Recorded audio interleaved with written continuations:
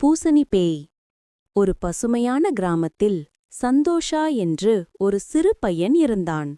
ஒரு நாள் அவன் தோட்டத்தில் ஒரு சின்ன ஆரஞ்சு நிறப் பூசணியைக் கண்டான். அதை எடுத்து தூசி துடைத்த உடனே, அச்சூ! பூசணி திடீர்னு தும்மிச்சுது. சந்தோஷா பயந்து குதிச்சான்.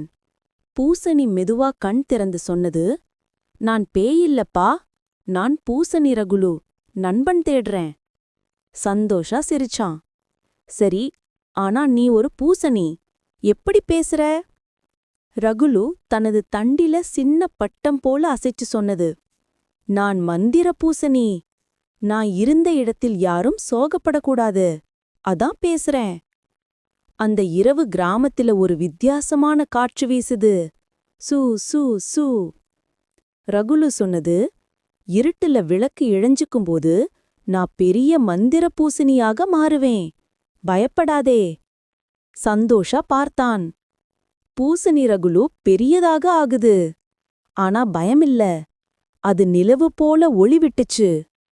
ரகுலு பெரிய குரலில் சொன்னது, இரவு முழுக்க நான் உனக்கு காவல். எந்தச் சின்ன பேயும் இதுக்கப்புறம் உன்னை தொந்தரவு செய்யாது. அந்த நாள் முதல் கிராமத்துல இருட்டுக்கு பயந்த குழந்தைகள் எல்லாம் பூசணி ரகுலுவிடம் சென்றார்கள். பூசணி அவர்களுக்கு சின்ன சின்ன ஜோக் சொன்னது, மிளிரும் விளக்கு காட்டியது, பயமில்லாம தூங்க உதவியது. கிராமத்துல அனைவரும் ரகுலுவை அன்போடு அழைத்தார்கள். பேயில்